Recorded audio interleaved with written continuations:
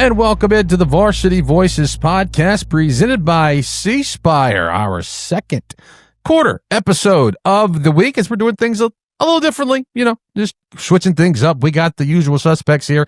Brandon Davis from the voice of the Warren Central Vikings, Jake Wimberly, best hair in the business from Brandon High School, and Caleb Hamill, our producer, also with us. And who knows where Jared Schatz is? We ain't worry about Jared Schatz. He's off, like I said, Talladega. Who knows? But this segment is brought to you by Atmos Energy. Call 811 before you dig. And this segment, we're doing a little something different. We've done this kind of before with some RPI rankings and different rankings, but Jake, we're doing sort of like a playoff probability, playoff predictor, but this is sort of your baby. So we'll throw it to you and let you explain kind of what we're going to be talking about. Yeah, just think, similarly to what you see with college football, where you have their playoff predictor, where they'll come out like on Mondays and Tuesdays and they'll say, hey, Ohio State, 95% chance they'll make the playoff, Ole Miss, 65%, and just whatever those percentages are. And that's what we're doing here with this is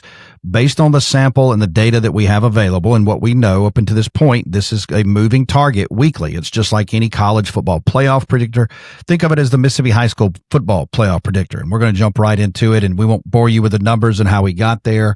But let's start with Region 17A, guys, where Tupelo is 2-0 in the region, followed by Horn Lake, DeSoto Central, South Haven, Hernando, and Lewisburg. Remember, in the playoffs in the state of Mississippi, the top 4 teams in each region make the playoffs. So I'm sad to say Lewisburg, pack it up. You can go ahead and focus on next year. Also, South Haven, it would take a miracle. So right now, what we know is the 4 teams has kind of already been established in Tupelo, DeSoto Central, Horn Lake, and Hernando. Tupelo, based on the numbers, 95% chance to make the playoff. DeSoto Central and Horn Lake, 80% chance, and Hernando, 65%. Now, some of this could change depending on DeSoto Central, Horn Lake, and Hernando. But guys, I don't think this is telling us anything we don't know. Breck, I'll bring it back to you. Tupelo by far number 1, and then the other 3 they're chasing. Yeah, and so when we look at this, as you said, what kind of goes into all of this when it comes to probability? How do you take in? Is it strength of schedule? Just some questions that I have, that maybe some of the fans might have as far as how do we determine what the probability is? Because like I said, you 3 guys are the math people. I'm just the radio guy, so this is all like to me. So we'll let you guys kind of break it down. Sure. Strength of schedule, from what we kind of have, and we don't have a baseline strength of schedule per se in high school football, but we know, what some of these teams have played. Tupelo played a very hard non-region schedule, but some of the things you look at, points scored versus points allowed. Tupelo right now, plus 41 point differential.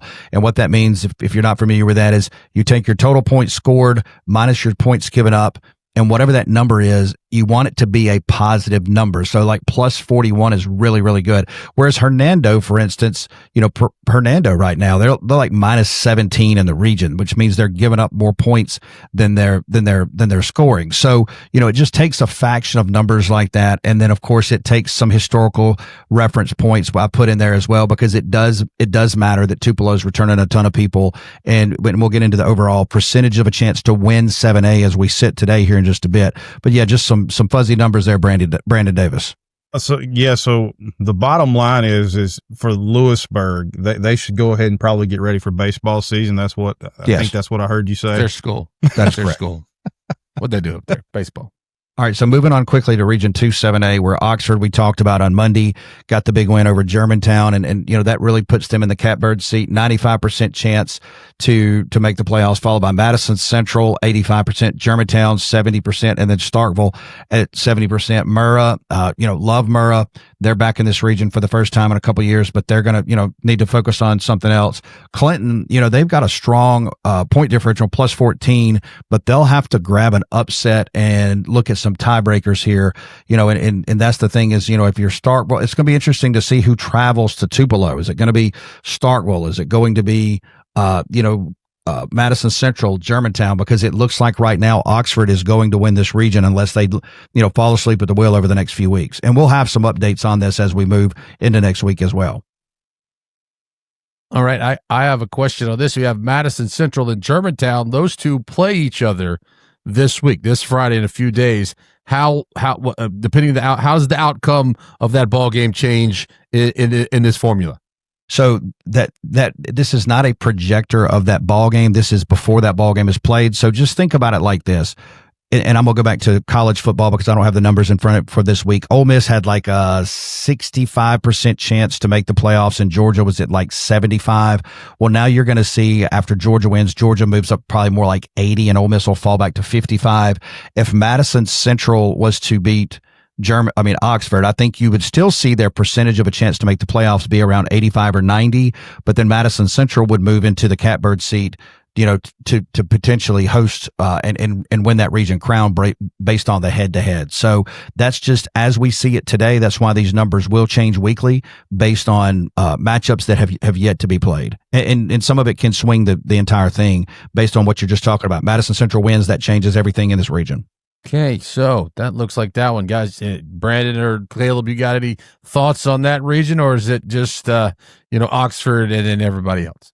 Yeah, I wouldn't say it's that necessarily. I would say that Oxford, though they've got a couple good wins so far, they still have a lot left. I mean, this is kind of one of those regions where everybody's going to beat up everybody, and it's really going to be unfortunate for whoever's going to be that fifth place team that misses out on playoffs. Because if you were to pair Region 2 versus Region 1, there's no question that you would end up with a majority of Region 2 teams beating the 1A teams minus Tupelo.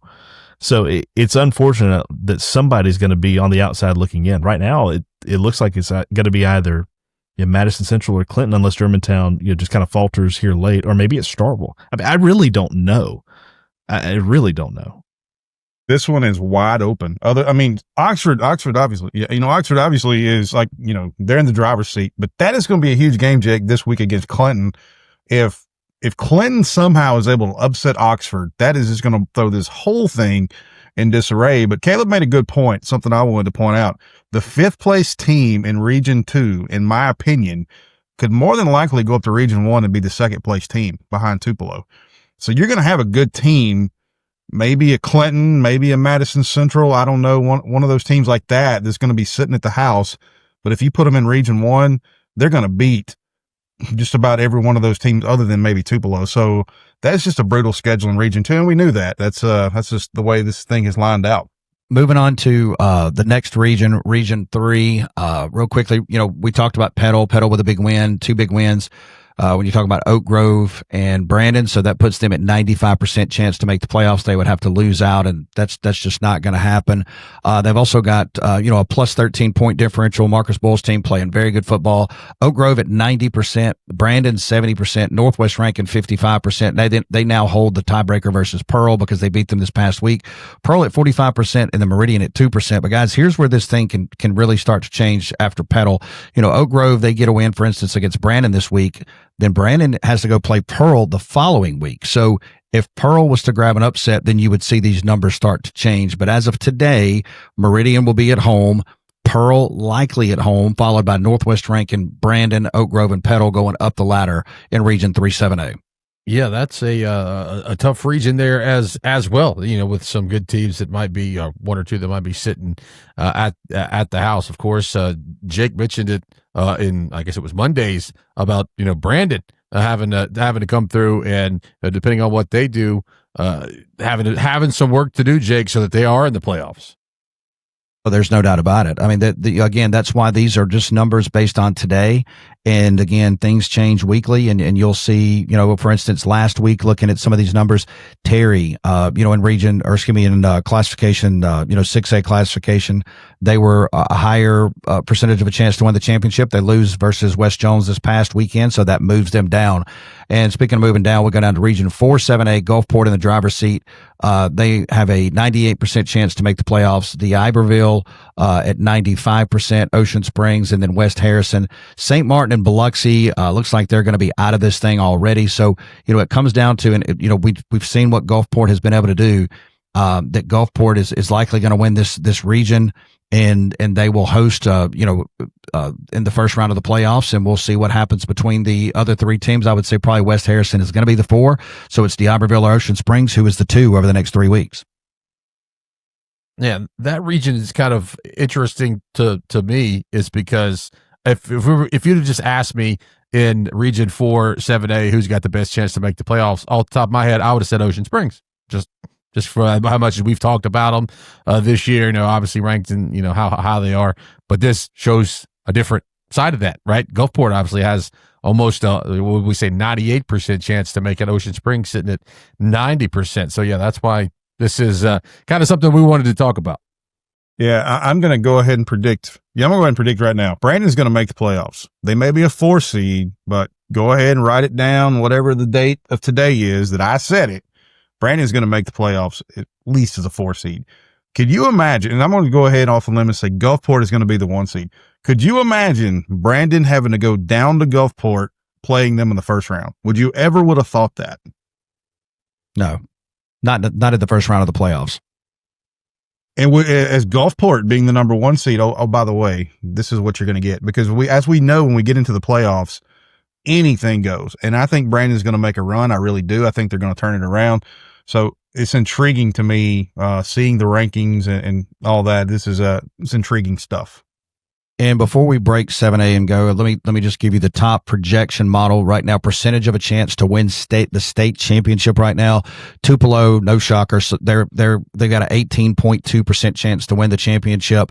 That's the highest number, followed by Gulfport and D'Iberville. Believe it or not, right now. Then Oxford, Oak Grove, Madison Central, and you go down and Oak Grove with a little bit higher of a chance than Petal, believe it or not, even though they lost the head-to-head matchup there.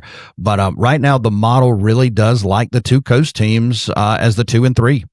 Yeah, and that's another thing I said I wouldn't have guessed that between Petal and Oak Grove. Obviously, Jake mentioned that Petal got the win head-to-head, but the numbers say that Oak Grove with the better chance to win the state champ, the 7A state championship there in Oxford. But as no surprise here with this and then in certain regions, like what in a little bit we're going to talk about 5A. Obviously, most likely West Point's going to be there, but when we get in some of the other regions classifications, it'll be interesting to see who it does have there in the top, who has the best percentage to win the state championship.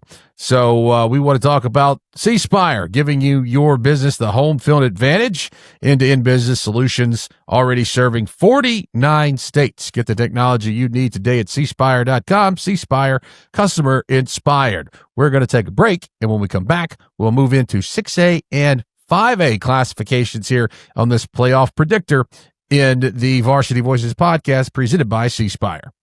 Elegance is in the details. Pine Straw America's premium longleaf pine straw subscription ensures your landscape stays pristine season after season. Precision edging, flawless installation, because your home deserves nothing less. Pine Straw America.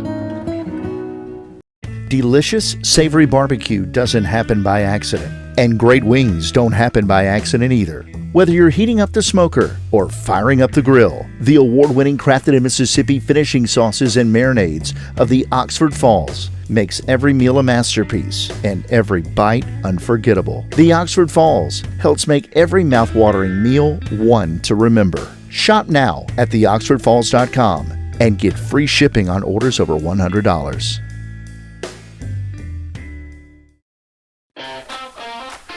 Every job starts with the right equipment. At Empower Rental Group, we've got what it takes to get you moving fast. Empower Rental Group has it all to get the job, large or small, done right. From pickup to delivery, we're your trusted local rental partner. Rent online at renterg.com. That's renterg.com. Or come by and talk to our friendly team today. Empower Rental Group, built for the job. The snap goes to Bailey. Bailey up the middle. Bailey inside the 30. There it goes. He's gone. Touchdown. Out of there. Wow. And welcome back into the Varsity Voices podcast presented by C Spire, our second quarter episode of the week, where we are breaking down the playoff percentage predictor. That's hard to say. Playoff percent predictor. That's hard. We got to come up with a better name for that. I don't know if this is Wimberly's baby. We got to let Jake come up with a name for it. But we looked at 7A just a bit ago, and now we'll talk about 6A, and we'll let Jake break down what the numbers say about that classification. Let's just call it the playoff projector poll. How about that? There you go. That's still a lot of alliteration, but yeah, we'll The do that 3P poll. There you go. 3P. Yeah. There you go. All right, let's run through 6A real quick. Starting, I'm going to just kind of go through these regions. Right now, Grenada, South Panola, Lake Cormorant, and Saltillo look to be, teams that are, at least today, have an opportunity to be, I think it's safe to say right now, Grenada and South Panola, when you look at Olive Branch and Center Hill, both 0-2 so far, they would have to have some work in the region. So we'll see what happens there. You look at Region 2, 6A, Warren Central, Neshoba Central, Brandon can talk more about this region for sure in detail, but you look at those two teams, 95 and 90% chance to make it with Ridgeland, and then Callaway. Canton looks to be out of this thing. Greenville looks to be out of this thing. So what we're seeing already is, in a lot of these regions, the top 4 teams are already kind of separating themselves from the field. You look at Region 3, 6A, this one, again, take Forest Hill and Jim Hill out, Hattiesburg, West Jones, Terry, and then George County is probably going to be the 4 seed, at least as we sit today. And then Region 4, 6A, take out Long Beach. Hancock might have, mathematically has a shot, but man, their point differential is minus 45. So you look at Picayune and then Pearl River Central, Gaucher, and Pascagoula. And then when you look at the overall percentage of the field to win the championship, Grenada, Hattiesburg, West Jones, you got Ridgeland, Warren Central, Brandon, that doesn't mean anything down there at 1.98%. Again, there's a lot of football to be played, and as some of these teams continue to win and jockey over the next 3 weeks, these percentages will change. But right now, the model likes a Grenada Hattiesburg championship rematch. So I'm going to open this 6A discussion up on the floor. I'm a little surprised how the model is, you got Picayune down around 8. I mean, to me, I like Picayune out of the South, especially. I mean, if anybody in the state, I think Grenada's got a great shot of making it back, but, Ridgeland's about where they're at around 6. I like that. I do think Ridgeland and Grenada, they're probably going to meet up in the playoffs. I think Ridgeland would probably beat Grenada. I'll say that to you Charger fans right now. But write it down, Breck. But no, this is interesting. I like this. A lot of good football going to be played. Like you said, Warren Central and Neshoba Central actually play this week. So that's going to shake some stuff up. But yeah, I'm really surprised how the model, what they think of Picayune right now, because to me, I mean, that's one of my favorite teams in the entire state. I like them. And so we've got a certain dedicated Grenada listener that's going to give us a dislike on our YouTube video. That. And I'm going after him. He says we never talk about him. We talk about him all the time, how we love him. So I hope he's listening. Ridgeland's going to beat you. If not, Warren Central will. So no, just all jokes aside. Yeah, and look, keep this in mind too. With this being data driven, there's going to be some data points that obviously look a little more favorable, at least today, than say Picayune.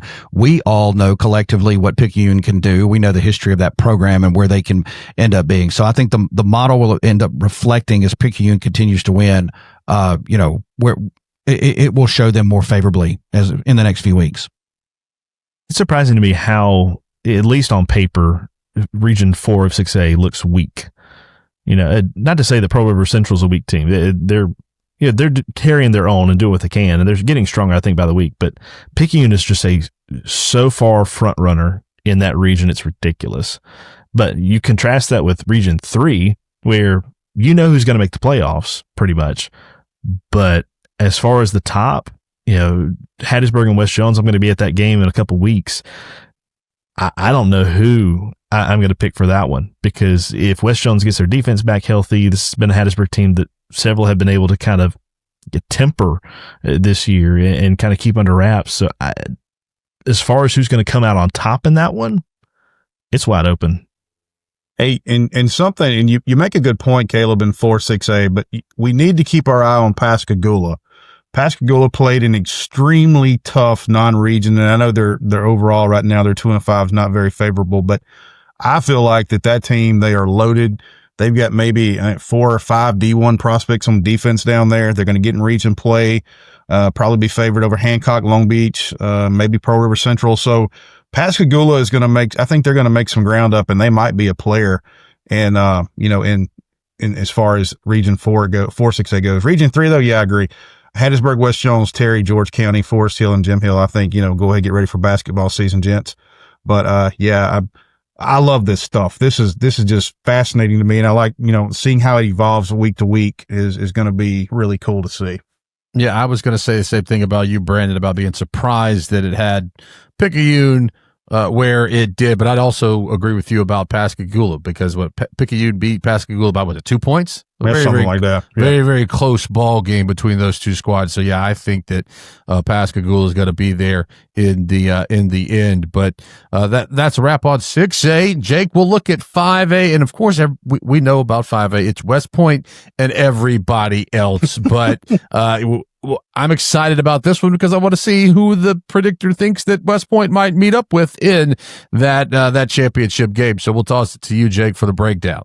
5A, we'll go straight to the championship odds. West Point, no surprise, almost 30%, 28.45% chance to win. Lanier's, what's interesting is at 22.67%. They play in the North as well, and it's just based on what their body of work. South Jones, New Hope, Stone, Brookhaven, all right here in this kind of, cluster of teams. But, when you kind of go back through from the top, West Point followed by New Hope, you look at Columbus and Lafayette are likely going to be out. Caledonia and Pontotoc will make the playoffs, but it's West Point and everybody's chasing. You get down into Region 2. 5A, again, Lanier, followed by Vicksburg, Cleveland Central, Provine is going to be out of this thing. Florence and Holmes County Central right there, for that fourth spot.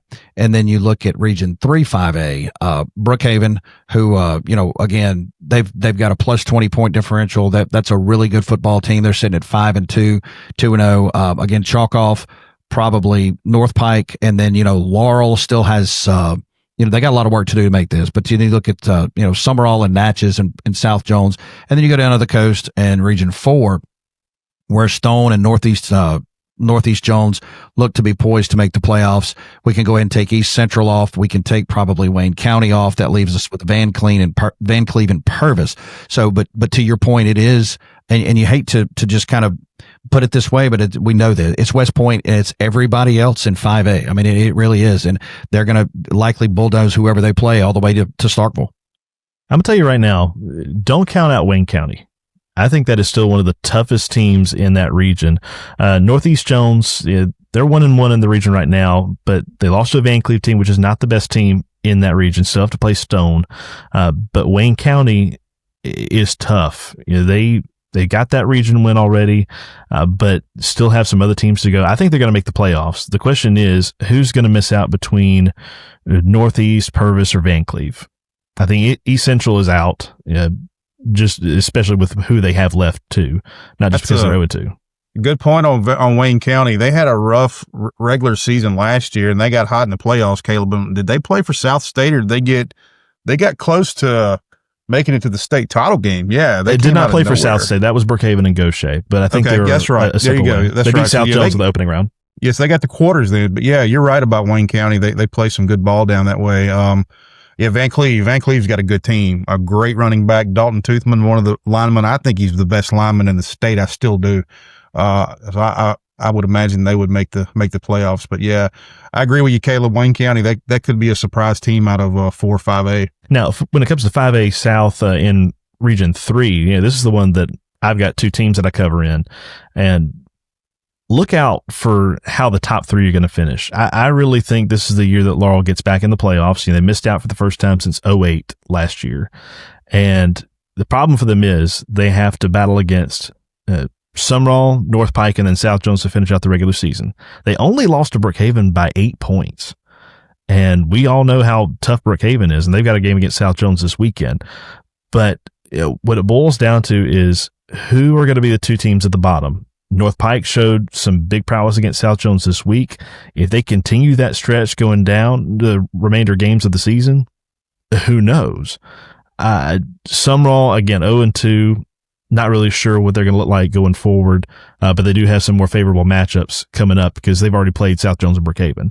So I don't know who's going to be left in the playoffs for that, but I do think it could be a 3-horse race for the top spot, depending on what happens this weekend with South Jones and Brookhaven. Okay, so Caleb knows what's going on down in that portion of the state, sort of our Pine Belt coast correspondent down there. But yeah, the playoff, what do we call it, Jake? I'm not going to be able to. What is a projector? Playoff voice projector. I'm not going to be upset. I'm a little tongue-tied. But this is fun. This is why we like to do this. And that was 5A, 6A, and 7A. And just looking at, as it stands, as we're recording this, of course, things could change coming up this Friday night when, upsets happen each and every week. So, but as it stands right now, that's what it looks like for the 5, 6, and 7A classification. Well, that wraps up this edition, this episode. And if you want to know what's going on with 4A, 3A, and the other classifications, you'll have to come back tomorrow, whether that's on YouTube or that's on, Apple Podcasts or that's on Spotify. You come back tomorrow and hopefully we'll be breaking down your team. And so that's going to wrap up this episode. For Brandon Davis, Jake Wimberly, and Caleb Hamill, signing off here on the Varsity Voices podcast presented by C Spire.